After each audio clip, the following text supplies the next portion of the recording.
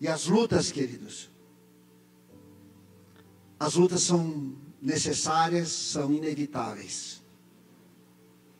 A gente pode ver diante de cada batalha, de cada tempestade, essas músicas que cantaram ali, uma delas foi eu que pedi, para que a Paula cantasse, elas podem servir de oportunidades para nós conhecermos o quanto Deus é poderoso, o quanto Ele é bom. Quando a gente aprende a esperar em Deus, as coisas acontecem e a gente não é frustrado. Toda honra e toda glória ao Senhor. Eu gostaria que você abrisse a palavra de Deus, num texto que a pastora leu ontem. Eu quero ler esse texto hoje de novo. Está em Jeremias capítulo 29, do 11 ao 13. Preste atenção, queridos. As bênçãos, elas vêm na medida que a gente vai ouvindo a palavra de Deus e vai recebendo como verdade, que não ficou uma coisa para nos iludir, para iludir o ser humano, não, ficou para abençoar, para ser luz para o caminho, para não deixar a gente tropeçar. A palavra ficou para nos encher de expectativa, de esperança, em relação ao hoje, ao amanhã, e depois de amanhã, e assim por diante. Versículo 11 diz assim, no capítulo 29 de Jeremias: porque sou eu que conheço os planos que tenho para vocês. Isso é maravilhoso. É bom saber disso. Diz o Senhor: planos de fazê-los prosperar e não lhes causar dano. Planos de dar-lhe esperança e um futuro. Diga graças a Deus. Palavra do Senhor, queridos. Então, vocês clamarão a quem? A mim, diz o Senhor. Virão orar a mim, e eu os ouvirei. Graças a Deus. Vocês me procurarão. E o quê? E me acharão. Eu disse na segunda-feira, quando abriu a oração aqui, Deus não fica brincando de se esconder. Mas para alguém encontrá-lo, terá que procurá-lo. Deus não fica acenando na nossa frente: eu estou aqui, eu estou aqui, eu estou aqui, venham me abracem, venham me recebam, saiam. Não. Deus, ele é encontrado por pessoas que procuram Ele. Que procuram Ele. E se procurar Ele, vai achar Ele. Ele não vai se esconder, não vai brincar de esconde-esconde. A pessoa está me procurando, eu vou me esconder ali. Não, Deus não faz isso. Pelo contrário, parte A do versículo 14, você já vai ver que vai dizer isso. Quando me procurarem, de que forma? De todo o coração. De todo o coração. Não é aquela procura por causa de um desespero, de uma dor de barriga, um problema. Então agora, onde é que está Deus? Eu preciso de Deus, alguém ora por mim, Deus tem misericórdia da minha vida. Mas é quando alguém entende que só Ele pode fazer algo. E tem coisas, e muitas, que é só o Senhor que pode fazer mesmo. Pessoas só experimentarão, se procurarem Ele, encontrando Ele, verão o quanto Ele é bom, o quanto Ele é poderoso. E não é só na vida do Rafael, não. Ele é bom para qualquer um que procura Ele. E diz para ele: Deus, pode trabalhar de dentro para fora. Pode fazer aquilo que o Senhor acha que é prioridade. Porque às vezes a prioridade é: eu quero largar a cadeira de roda. A prioridade é largar a muleta. Na nossa maneira humana de ver as coisas, às vezes é assim. Mas quem sabe todas as coisas é o Senhor. Jesus disse no Evangelho de Mateus: buscai em primeiro lugar o quê? O reino de Deus. e a sua justiça. E as curas, a vida sentimental, financeira, familiar, qualquer outra área social, será acrescentado na sua vida. Somos ensinados a buscar primeiro coisas, esperar para que coisas aconteçam, né? E a gente sabe que às vezes existem outras que são prioridades, e Deus nos alerta em relação a isso. E no finalzinho no comecinho do 14 diz assim: e eu me deixarei, na minha versão aqui, ó, eu me deixarei ser encontrado por vocês. Eu me deixarei. Deus vai facilitar, queridos. Já viu aquele versículo? Se você dá um passo em direção a Deus, Ele dá outro em direção a você. E logo a gente está abraçado. Logo a gente está junto e misturado. Logo a gente está com alguém que nos enche de esperança, mesmo nos dias mais difíceis da nossa vida. Queridos, não há nada melhor nos dias de hoje do que ter alguém que ouve, como nós lemos aqui a nossa oração. De ter alguém que está junto de nós nos dias que são difíceis para todos. Cada um de nós tem uma luta, tem uma dificuldade, tem um problema para atravessar, e não vai ser o último. A gente vai passar a superar esse, vão vir outros, e sempre vai ser assim. Já fomos alertados a respeito disso, mas bem-aventurado é a mãe, é o pai, é o filho, é a família, é o casal, que na hora daquele desespero, daquele medo, daquela angústia, como estávamos cantando ali, pode contar com alguém que ouve, que facilita as coisas para que a gente encontre Ele. E Ele é todo poderoso, Ele é bom. Agora imagine uma pessoa em desespero, uma pessoa com uma doença, está comprovando que está ficando pior a cada dia. A gente ora,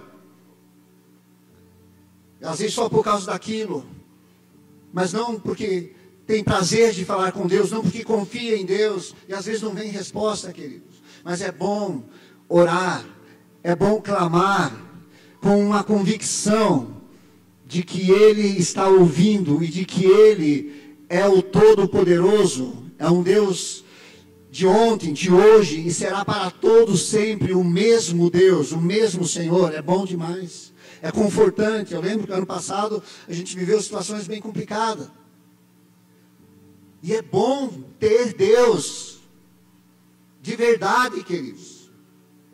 É bom você entrar no carro, às vezes chorar ali, mas assim está chorando, ciente de que Ele está ali no banco do passageiro. É bom saber que eu posso contar para eles as aflições, os medos, os temores que eu tenho, que cada um de nós tem. É muito bom. É bom saber o que Ele pensa ao meu respeito. Quando eu estou às vezes chateado, triste, eu digo: os pensamentos de Deus ao meu respeito são pensamentos bons. É de prosperidade, é de bênção, é de esperança. Não, então Ele está tratando, Ele está cuidando, Ele está comigo. Essa tempestade já passa, esse mar já acalma. É muito bom. É muito bom. Agora, para isso, queridos, é preciso permanecer filho de Deus. Deus tem compromissos. Jesus disse: eu estarei convosco. Não é com a humanidade, com os seus seguidores. Para os seus seguidores Ele disse isso. Eu estarei convosco todos os dias até a consumação dos séculos. É preciso ser família de Deus. É preciso ter uma convicção de identidade de filho e de filha de Deus. O amor de Deus é por toda a humanidade. O compromisso de guardar, de proteger, de cuidar, é para com os seus filhos. É como um pai que cuida dos seus filhos. Os braços de Deus estão abertos a qualquer um.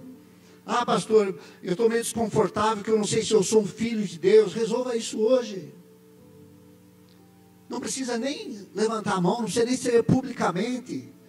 Está ouvindo a palavra de Deus, de repente o Espírito Santo está trabalhando em você. Você pode acertar com ele e dizer: Senhor, me devolve aquela identidade de filho. Me devolve aquela identidade de filha. Eu quero me sentir de casa, eu quero me sentir da família do Senhor. Eu quero poder contar com a sua provisão, com os seus braços, com o seu poder cuidando da minha vida. Faça isso hoje, querido. Não entre nessa de que todo brasileiro é filho de Deus. Não é verdade. A Bíblia não fala isso. A Bíblia fala no Evangelho de João, capítulo 1, 12. Mas a todos quantos o receberam, deu-lhes o direito, o poder de serem feitos filhos de Deus. Toda a humanidade é criatura de Deus. Quem recebe Jesus como Senhor e Salvador se torna um filho de Deus. Se torna um irmão de Jesus. E pense, irmão de Jesus. Ele é quem faz com que a gente vença as guerras. Foi ele que disse: eu venci esse mundo e vocês vencerão também.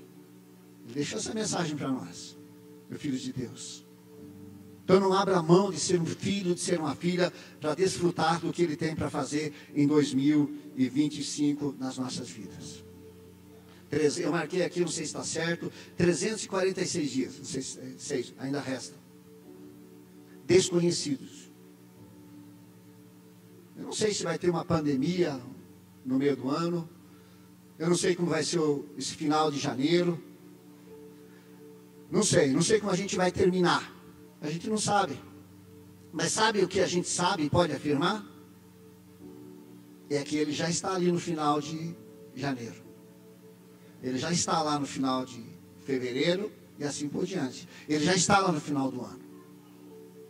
E se ele está na nossa frente, se ele está com a gente, isso faz toda a diferença. Toda a diferença. Os que confiam no Senhor, os que têm o Senhor como seu guia, como sua provisão, seu sustento, passarão por todas as batalhas, por todas as dificuldades que irão acontecer em 2025.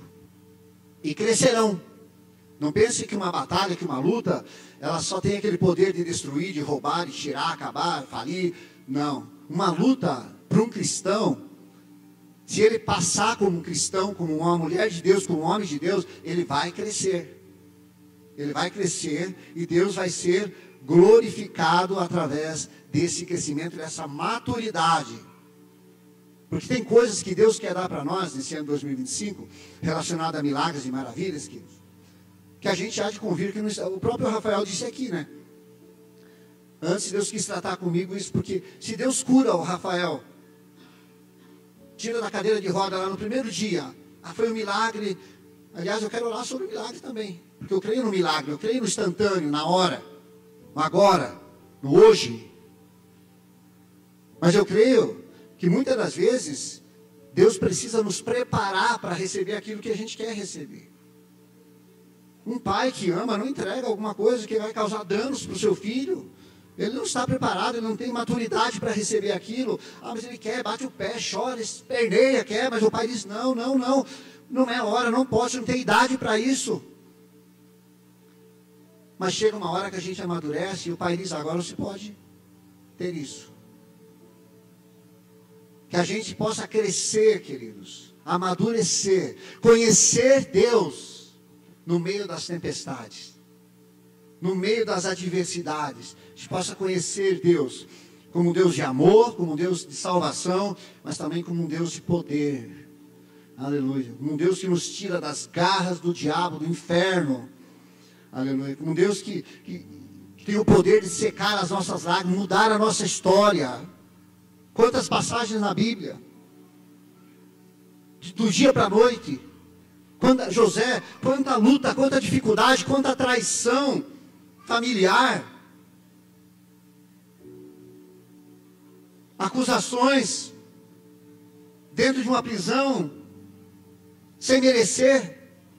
De repente Deus mexe com as coisas e fala: é hoje que eu vou fazer com que tudo aconteça dentro daquilo que eu planejei, desde lá do começo, desde o sonho, lá dos feixes de trigo, desde lá, Deus começou lá. Hoje vai se cumprir aquele sonho, hoje vai se cumprir aquela visão.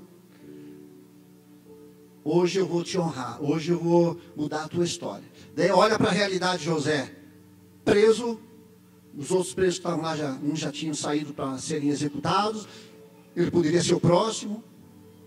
De repente tem a questão do sonho, na interpretação. Deus fazendo as coisas, querido. Deus fazendo. Num dia de deserto, num dia de tempestade, naqueles dias que a gente não sabe o que fazer, queridos. Não fique esperando provisão. Você sabia que num deserto não tem provisão? Num deserto, feliz é daquele que tem o provedor. Num deserto tem areia.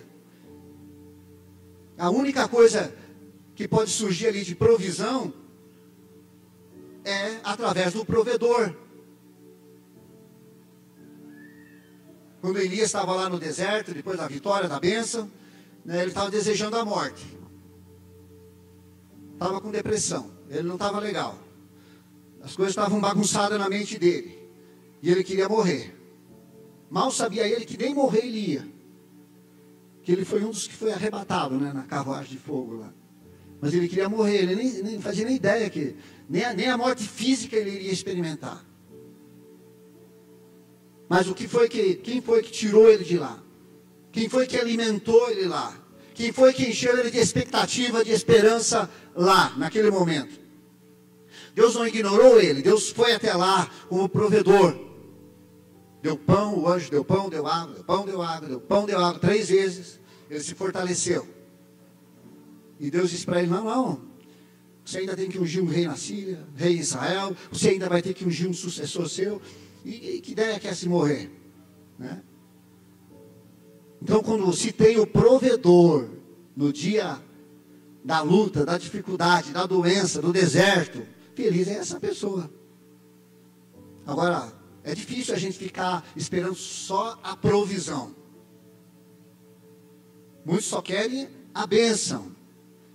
O segredo está em ter aquele que pode abençoar, aquele que pode prover, aquele que pode tirar uma pessoa de uma cadeia, como foi de uma prisão que nem de José, no mesmo dia colocar ele como o segundo homem do Egito. Só Deus faz essas coisas, queridos.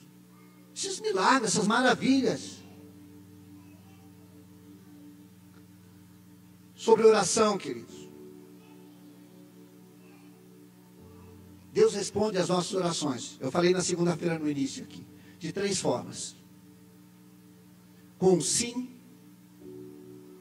que é a que a gente gostaria que sempre acontecesse. Aquela resposta afirmativa de Deus. Deus, me cura aqui. Opa, tu não está curado.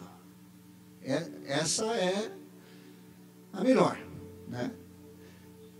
Mas para que essa resposta de Deus através de oração seja um sim, é preciso algo, é bem simples.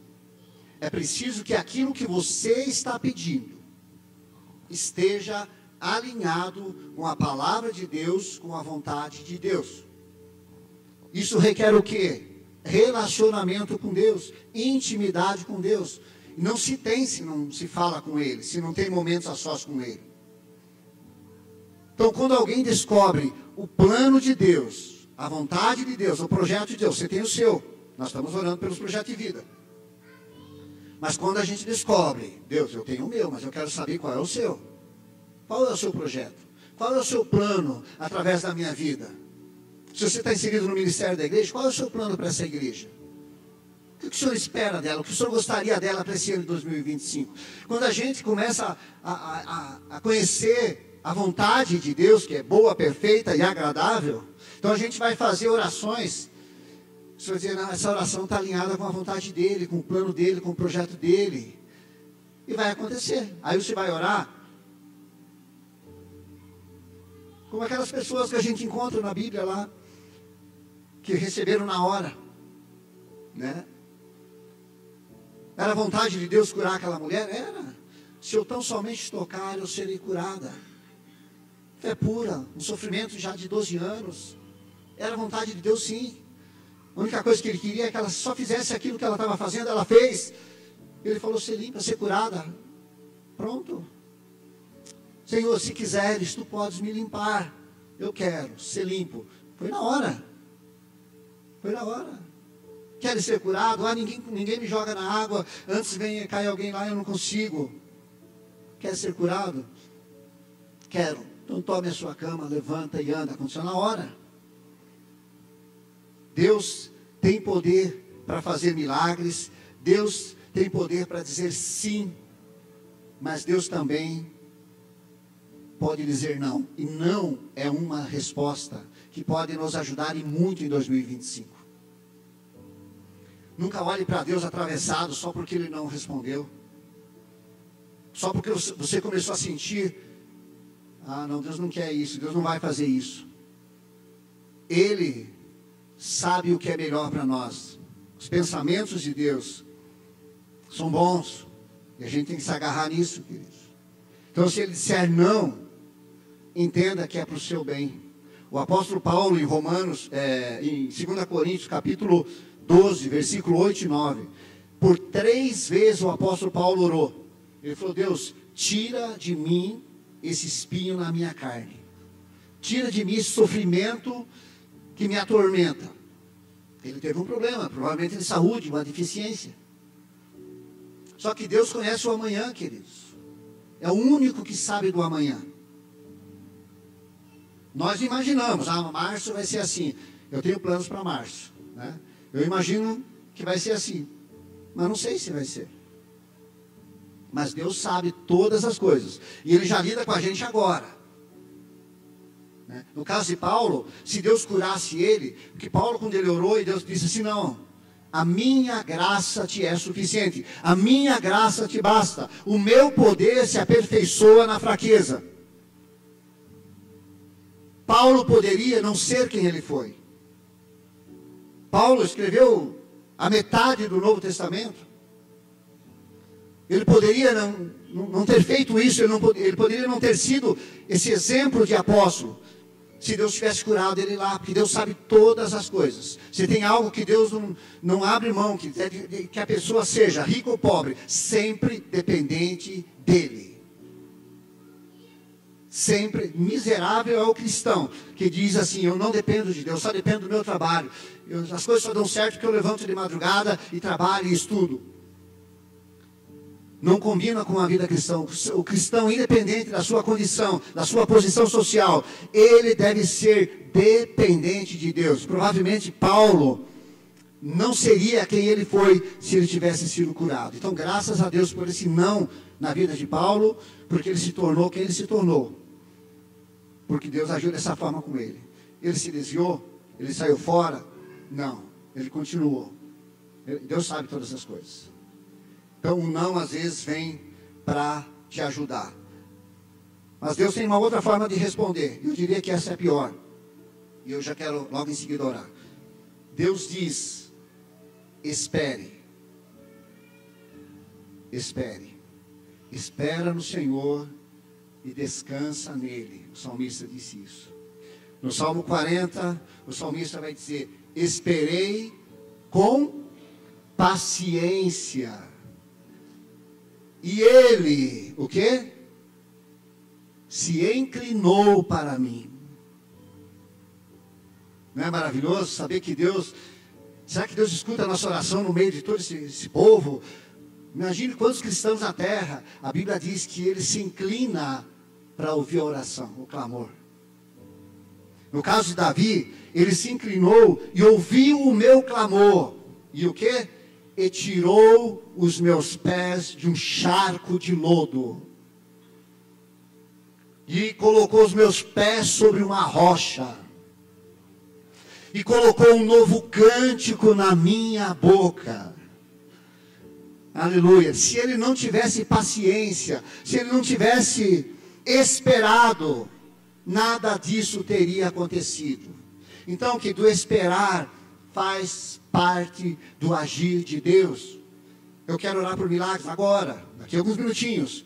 Mas talvez para alguém Deus vai dizer: não vai ser hoje. Para alguém, eu quero começar primeiro de dentro para fora. Eu preciso retirar algumas coisas que estão aí dentro. Como que eu vou colocar alguma coisa aí? Tem impureza, eu quero limpar. Quero purificar antes. Aceite a forma de Deus agir, a forma de Deus trabalhar. Nós não sabemos nada, nós somos precipitados. Eu disse na segunda-feira, Moisés, criado lá pelo faraó, era um príncipe, mas era um hebreu, foi criado pela sua mãe, e a semente estava lá dentro daquela criança, e ele sabia que Deus tinha algum plano, algum propósito para com a vida dele lá no Egito. O que ele faz, queridos? Ele vê um hebreu apanhando, sofrendo, ele mata um egípcio, um guarda egípcio. A partir do momento que ele mata aquele guarda, a vida de Moisés é transformada, ele tem que fugir. E ele fica por 40 anos no deserto. É claro que tem toda aquela história, todo aquele encontro com Deus, mas eu também quero pensar que se ele tivesse ficado lá dentro do palácio e não tivesse matado aquele guarda egípcio, tivesse esperado o momento certo, quem sabe viria um outro faraó lá, e poderia ser ele mesmo, e ele libertaria o povo sem toda essa história que a gente conhece. Então a precipitação, queridos, ela traz dano. O não saber esperar faz com que a gente complique o mês de março, o mês de abril, as coisas durante o ano que está iniciando aí. Tá bom? Então, sim, não, espere. Mas estou convosco, todos os dias. Com o não, eu continuo convosco. Com o espere, eu continuo convosco, todos os dias. Eu quero ler um texto de Mateus capítulo 24, 14 e 22. É uma passagem conhecida. Nós já vamos orar.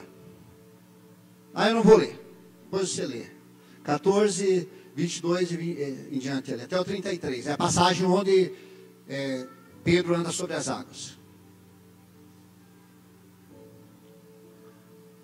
E foi a primeira pregação que eu vi em 2025, fora daqui da igreja que eu viajei, né? Estava lá em Mato Grosso, eu fui numa igreja, eu vi um pastor pregando. Eu falei, eu vou receber essa palavra. Eu vou receber essa palavra. E a palavra estava numa tempestade. Jesus havia dito para eles passar o mar. Tormenta. Toda a habilidade de Pedro e dos demais, como pescadores, não adiantava nada. Remavam e não dava certo.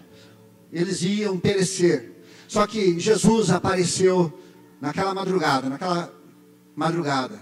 E disse para eles, quando eles estavam vivendo aquela tempestade: sou eu, não temais. Por isso que é bom ter o Senhor, queridos.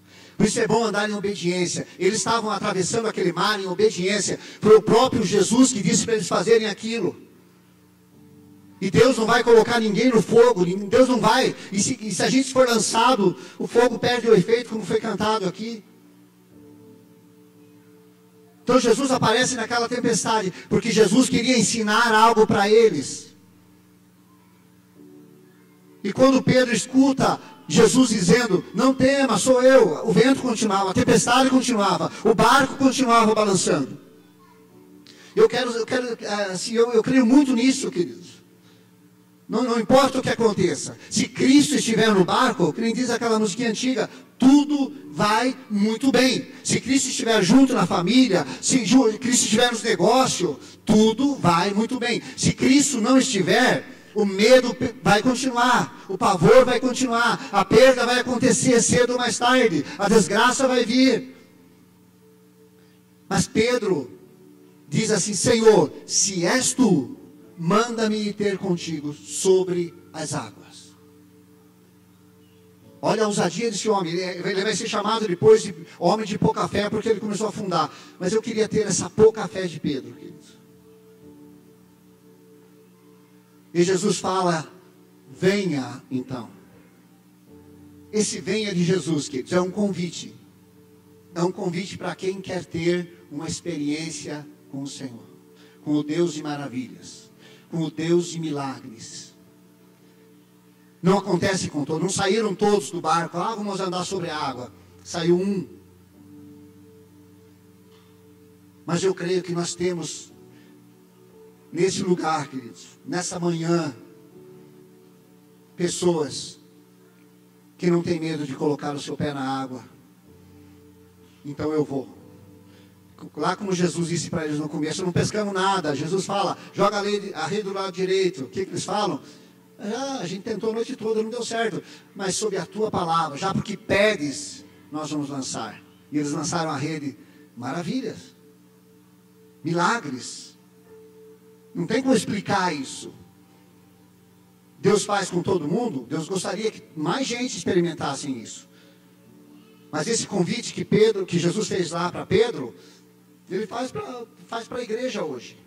Mas a gente é inseguro. A gente prefere ficar agarrado no barco, ficar agarrado naquilo que a gente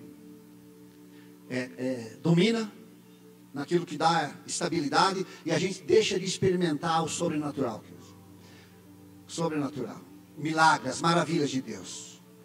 E eu quero orar sobre isso nessa manhã. Esse vai ser o ano, queridos, que nós aqui, preste atenção, nós vamos ver acontecer em 2025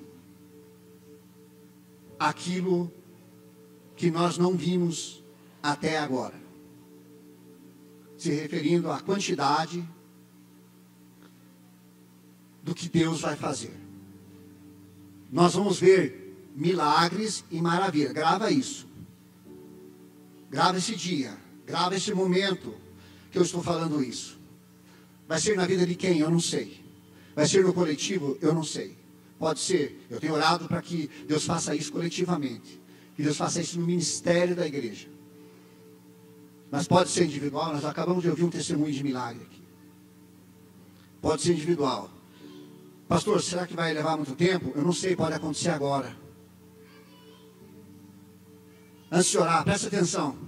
Você sabia que, sem que a gente queira, nós conservamos alguns teólogos, eles falam que é a teologia de Marta. Sabe o que é a teologia de Marta? A teologia de Marta é assim: quando Jesus chegou lá e o Lázaro tinha morrido, ela disse assim para Jesus: se tu estivesse aqui, meu irmão não teria morrido. Ela conjugou o verbo no passado.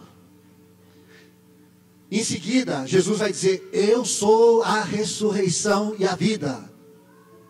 Daí ela fala: eu sei que no último dia o Senhor há de ressuscitar. Conjugou o verbo no futuro. Essa teologia de Marta, ele foi e será, nos priva de ver as maravilhas de Deus no presente, no hoje. Em outras palavras, Jesus estava dizendo para Marta: eu vim aqui para resolver o problema hoje. Faz 4 dias que está cheirando mal, não importa, eu vim para resolver o problema hoje. Marta só conseguia imaginar Jesus resolvendo no passado ou resolvendo no futuro. E nós vamos aceitar, nós vamos querer um Deus presente. Um Deus nesse mês de janeiro ainda, agindo na nossa vida e através da nossa vida. E nossos olhos verão curas instantâneas. Nossos olhos verão pessoas se rendendo a Cristo, reconhecendo que são pecadoras e precisam não de uma religião, mas de Jesus como Senhor e Salvador. Nós vamos ver lá família sendo restaurada. Nós vamos ouvir pessoas dizendo: eu ouvi a voz do Senhor me chamando. Pessoas vão dizer espontaneamente: Senhor, eis-me aqui. Envia-me a mim. Esse é o ano onde você poderá ter uma experiência sendo batizada com o Espírito Santo, batizado com o Espírito Santo. Esse é o ano onde você vai poder ver o teu filho, a tua filha se decidindo por Jesus. Uma porta se abrindo, quem sabe outras fechando. Tudo faz parte do mover de Deus, do milagre de Deus, do sobrenatural de Deus. Pastor, eu não acredito muito. Alguém acredita. E você pode se arriscar.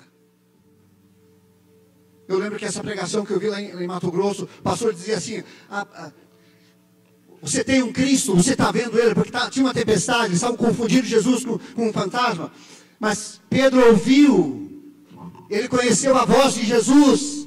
Ele dizia assim: você está ouvindo? Então ande sobre as águas. Você tem um Cristo, você tem um Senhor e Salvador da sua vida, então você pode ir se Ele está dizendo para ir. Agora, se você não tem, se você não está ouvindo, não tente ter uma experiência com Deus assim. Primeiro tenha Ele, ouça Ele, entregue a sua vida a Ele, e depois, se Ele disser venha, faça, vá. Ai, se eu afundar, se eu der um vexame, vou passar vergonha. A mão dele continua sendo a mesma. Isaías diz que a mão dele permanece estendida. Aquela mão de amor, mesmo ele duvidando, focando novamente a tempestade, o Senhor levanta ele. E leva ele, vai com ele andando até o barco. Quando eles sentam dentro do barco, a Bíblia diz que o vento acalmou, que o mar aquietou, que houve paz, bonança, e todos disseram, verdadeiramente Ele é o Filho de Deus. Jesus quer se revelar quem Ele é. Pedro e os demais tinham que saber quem Ele é. Ele tem total domínio sobre todas as coisas. Queridos, não é legal confiar só no que a gente sabe, no que a gente tem. A gente deixa de viver coisas maiores e melhores em termos de experiência com o Senhor. Ele tem todo o domínio, seja no físico, no espiritual, no emocional, no ministerial. Ele tem todo o domínio. Se Ele chama, Ele capacita, Ele provê, Ele cuida. Ele é Senhor de tudo e de todos.